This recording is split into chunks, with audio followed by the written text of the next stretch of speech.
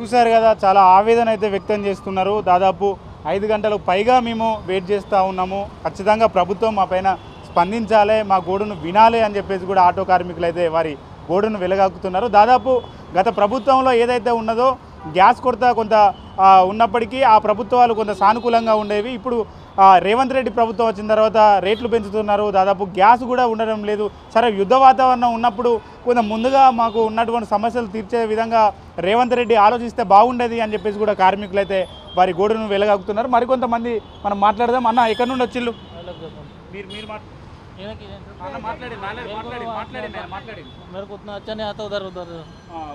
చూశారు కదా, దాదాపు అనేక మంది చూసుకున్నట్లయితే మనం ఒకసారి ఇటు రోడ్డు వైపు వెళ్దాము.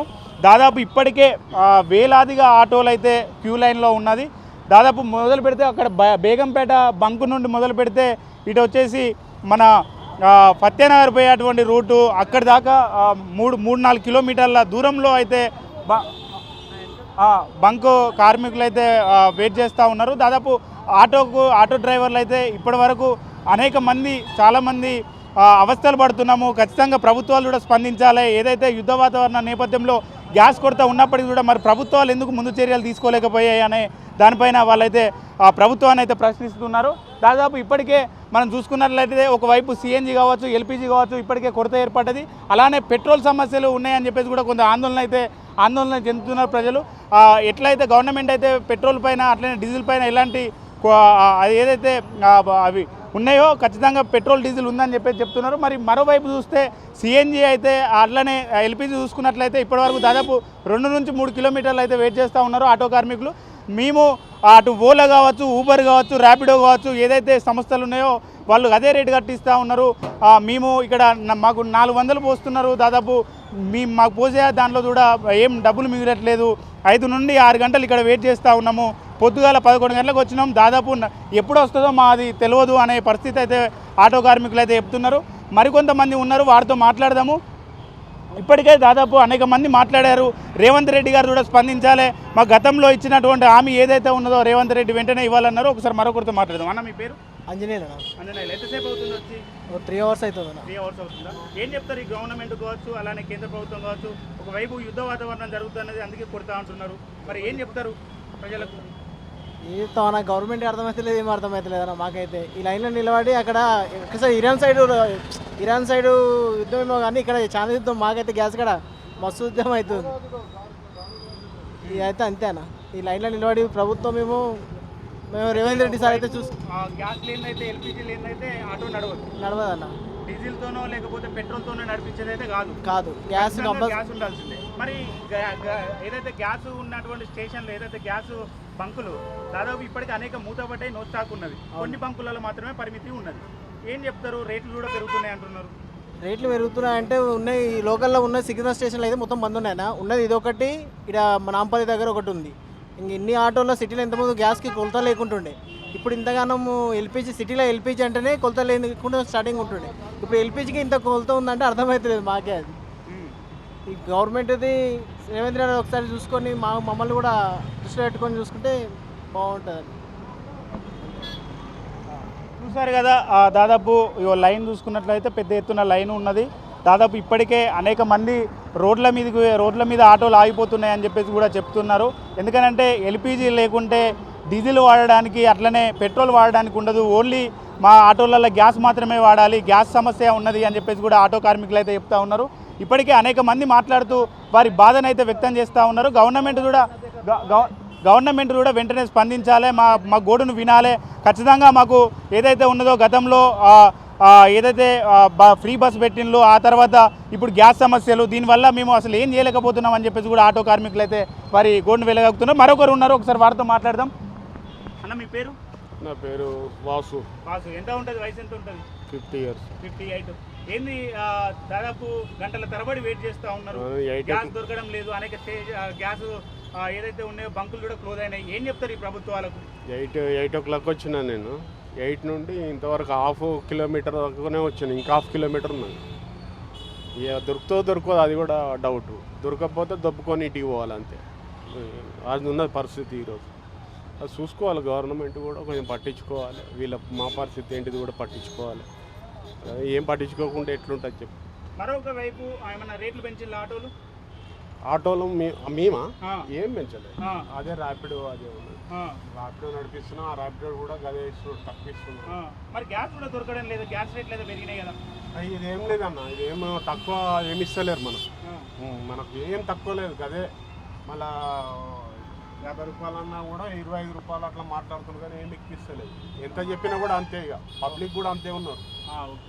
చూసారు కదా, దాదాపు రేట్లు అయితే ఏం పెంచలేదు, కానీ మాకు గ్యాస్ రేట్లు పెంచిండ్రు, గ్యాస్ దొరకడం లేదు. దాదాపు కొన్ని గ్యాస్ బంకులలోనే ఉన్నది. ఇక్కడ కారు కూడా ఉన్నది, సిఎన్జికి సంబంధించింది కారు కూడా ఉన్నది.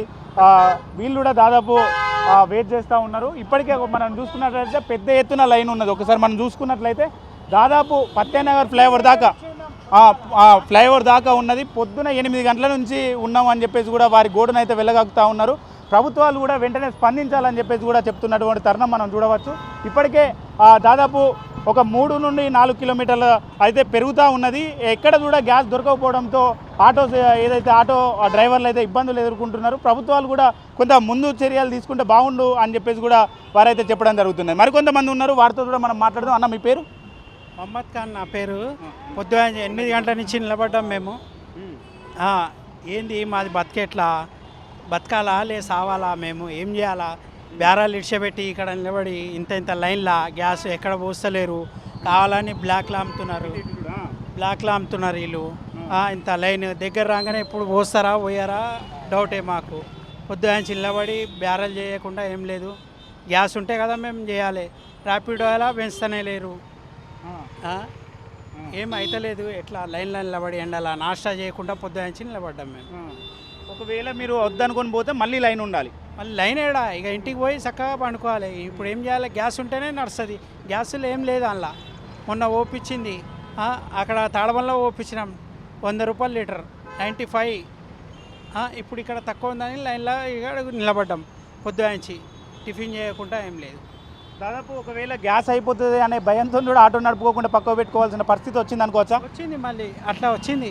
రాకుండా అట్లా కాదు మాది. ఇప్పుడు నడిచే కదా మా ఇంట్లో అందరు నడిచేటి, పిల్లలది నడుస్తుంది, మా ఇంటిది కిరాయి నడుస్తుంది. ఆటో రెంట్ ఇవ్వాలి 350 ఒకటి ఆటో రెంట్. మేము ఎట్లా కట్టుకోవాలి?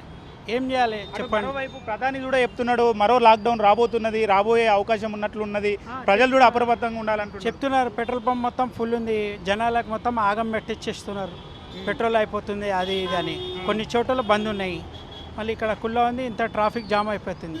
మేము లైన్లో నిలబడి పొద్దున నుంచి 8 గంటల వరకు టిఫిన్ చేయకుండా. మాది కూడా పరిస్థితి ఎట్లా చెప్పండి జరా. ప్రభుత్వాలకు ఏం చెప్తారు సూటిగా? ఇది ఈ కేంద్ర ప్రభుత్వం కావచ్చు, రాష్ట్ర ప్రభుత్వం కావచ్చు, ప్రభుత్వాలకు ఆటో డ్రైవర్లుగా ఏం చెప్తారు? ఏం చెప్తారంటే ఏం చెప్పాలి చెప్పండి. మాది ఇట్లా ఉంది పరిస్థితి. మరి ఏం చేయాలి చెప్పండి. మంచిగా ఉన్నోళ్ళు ఒప్పించుకుంటారు, కానీ మాది ఆటోలో ఇదే ఇబ్బంది వచ్చింది. ఎక్కడ చూసినా అట్లా. Thank you. చూసారు కదా, దాదాపు 8 గంటల నుండి మేము లైన్లో ఉంటున్నాము. ఇప్పటి వరకు మా లైన్ రాలేదు, ఇంకో కిలోమీటర్ దూరంలో ఉన్నాము, మా వరకు వస్తుందో రాదో కూడా తెలియట్లేదు అని చెప్పేసి కూడా ఆందోళన చెందుతున్నారు. దాదాపు లైన్ చూస్తే అంతకంతకు పెరుగుతూ ఉన్నది. హైదరాబాద్లో ఎక్కడ కూడా కొన్ని గ్యాస్ సంబంధించినటువంటి ఏదైతే ఉంటాయో గ్యాస్ స్టేషన్లు ఏవైతే ఉన్నాయో అక్కడ ఎక్కడ కూడా గ్యాస్ లేకపోవడంతో బేగంపేటకు అన్ని ఆటోలు అయితే బేగంపేట వైపు వస్తున్నాయి.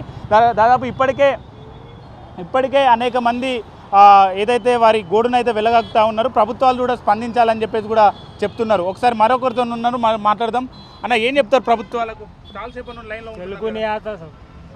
హిందీ మే బోలో. इंतसेप वेट చేస్తున్నా.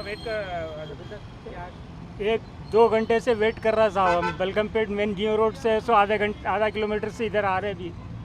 अभी तक ऐसो पसीना जा गर्मी में ऐसो तप रहे को क्या बोलेंगे वो. इतना गैस को ऐसो 2-3 घंटे ख़राब हो रहे. और क्या बोलेंगे बोलो. पूरा गैस के लिए ऐसो 3 घंटे ख़राब हो रहे अभी. బల్కంపేట నుండి ఉందా? हाँ, बलगमपेट बीच में टर्निंग तक है. చూసాం కదా, ఏదైతే బేగంపేట బంకు నుండి మొదలు పెడితే బల్కంపేట ఫ్లైఓవర్ వరకు ఇదే ఆటో లైన్ ఉందని చెప్పేసి కూడా ఆటో కార్మికులు అయితే చెప్తున్నారు.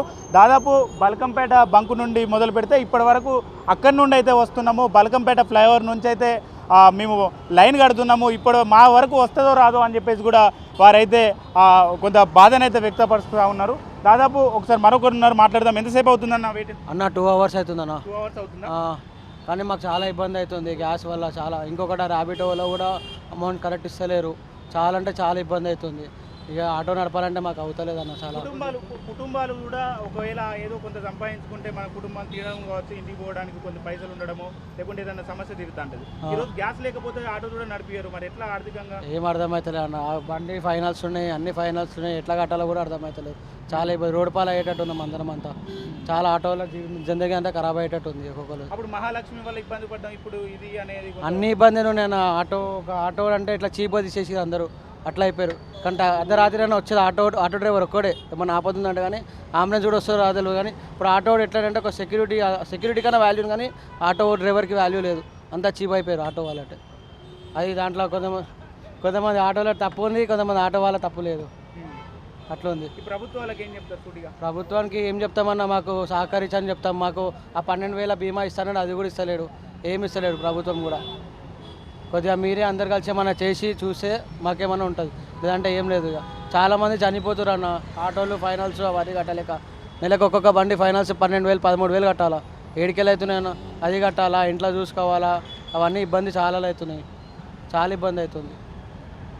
అసలు వర్కౌట్ అవుతలేదు. నేనే మొన్న కూడా ఆటో అమ్మేదామంటే ఆటో అమ్మితే కూడా రేట్ వస్తలేదు అప్పటిలాగా. తీసుకునేటప్పుడేమో 5 lakhs ఉంది, మళ్ళీ అమ్మితేమో 2 lakhs 3 lakhs కూడా వస్తలేదు మాకు. మళ్ళీ డిస్ట్రిక్ట్ ఆటోస్ చాలా వచ్చినాయి. ఆ డిస్ట్రిక్ట్ ఆటోల వల్ల కూడా చాలా దెబ్బ తింటున్నాం. వాళ్ళకి తెలుస్తలేదు, పెడతలేదు, యాక్సెప్ట్ చేస్తూ పోతా ఉన్నారు ఏడు కట్టాడికి. ఇప్పుడు వచ్చే ఆటోలు దాదాపు డీజిల్ కాకుండా గ్యాస్కి ఎక్కువ ప్రియారిటీ ఉంది. గ్యాస్కి ఎక్కువ ప్రియారిటీ ఉంది. CNG, LPG. గ్యాస్ అసలు చాలా కష్టం అన్న. అసలు వర్కౌట్ కాదు. చాలా ఇబ్బంది అవుతుంది గ్యాస్ లేకపోతే అసలు. అటు ఓలా ఊబర్ వాళ్ళు ఏమన్నా రేట్ ఏం లేదన్న. వాళ్ళు ఇంకా తగ్గిస్తారు కానీ మాకైతే ₹1 ఆమ్దాని లేదు ఆ ఓలా ఊబర్ వల్ల అయితే. దానివల్ల చాలా నష్టాలే ఉన్నాయి మాకు. మేము నార్మల్గా ఒక 2 kilometers 3 kilometers 20 rupees 30 rupees అని వస్తుంది. ఇప్పుడు 50 rupees ఇచ్చిండు. కస్టమర్ పికప్ చేసుకోరికే మాకు 1.2 kilometers వస్తుంది. ఆ 1 kilometer పోవాలా, మళ్ళీ కస్టమర్ 5 to 6 kilometers చూపించాలా, 100 rupees ఇస్తుండు. అది ఏం వర్కౌట్ అవుతుందన్న? ఒక్కరు కూడా వర్కౌట్ అవుతుంది మాకు అసలు. నార్మల్ మేము మాట్లాడుకొని పోతేనే 150 180 అని వస్తుంది, కస్టమర్ ఇస్తాడు. ఇప్పుడు అట్లా కూడా ఇస్తారు కస్టమర్లు. ఇంకా కస్టమర్లు ఏం చేస్తారు అంటే దేంట్లో తక్కువ చూపిస్తే వాళ్ళు కూడా మనం కూడా ప్లేస్ ఉంటే అదే చేస్తాం. దేంట్లో తక్కువ చూపిస్తే అది యాక్సెప్ట్ చేసి వెళ్ళిపోతారు. ఈ పోయేటోళ్ళు కూడా ఎట్లా పోతారో మాకు అది అర్థమవుతలేదు అన్న. చాలా లాస్ట్లో ఉన్నాము. చాలా ఇబ్బంది కూడా అవుతుంది. చాలా అంటే చాలా ఇబ్బంది అవుతుంది. ఈఎంఐస్ అవన్నీ కట్టడానికి అస్సలు అవుతలేదు. ఇంట్లో టార్చర్ చాలా ఉందన్న. చూశారు కదా, దాదాపు ఈఎంఐలు కట్టేటువంటి తరుణంలో దాదాపు ఇప్పటికీ గ్యాస్ కొరత ఉన్నది. మేము రూపాయి సంపాదించుకొని మాకు ఈఎంఐ కావచ్చు, మా కుటుంబాన్ని ఏదైతే పోషించుకుంటున్నామో ఈరోజు రోడ్డు పాలు పడే పరిస్థితి ఏర్పడుతూ ఉన్నది. గతంలో ఏదైతే ఫ్రీ బస్ వల్ల కావచ్చు, ఇప్పుడు గ్యాస్ కొరత వల్ల కావచ్చు చాలా ఇబ్బందులు ఎదుర్కొంటున్నాము. ప్రభుత్వాలు స్పందించి మాకు ఏదో ఒక తగిన న్యాయం చేయాలని చెప్పేసి కూడా చెప్తా ఉన్నారు. దాదాపు బేగంపేట బంకు నుండి మొదలు పెడితే ఆ బల్కంపేట ఫ్లైఓవర్ వరకు కూడా ఇదే రద్దీ ఉన్నది. ఆటో డ్రైవర్లు క్యూ లైన్లో కట్టారు. ఏదైతే హైదరాబాద్లో ఉన్నటువంటి అనేక బంకులలో ఉన్నటువంటి గ్యాస్ స్టేషన్లు ఇప్పటికే మూతపడ్డాయి, నో స్టాక్ అని పెట్టారు. ఇక్కడే ఏదైతే నాంపల్లిలో కావచ్చు, అట్లనే బేగంపేటలో ఉందని చెప్పేసి కేవలం ఎల్పిజి కొట్టిస్తేనే మాది ఆటో నడుస్తుంది, డీజిల్ కానీ పెట్రోల్ కానీ దీనిలో వాడడానికి ఉండదు, కేవలం గ్యాస్ మాత్రమే వాడాలి అని చెప్పేసి కూడా వాళ్ళు చెప్తూ ఉన్నారు. ఈరోజు ఒకవేళ 400 పరిమితిలోనే గ్యాస్ కొడుతూ ఉన్నారు.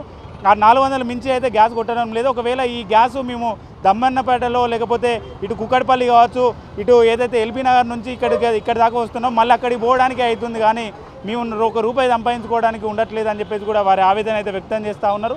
ఏదైతే ఉందో గ్యాస్కు సంబంధించినటువంటి రేట్లు పెంచిళ్ళు, గతంలో కంటే ఇప్పుడు రేట్లు అధికంగా పెంచిళ్ళు.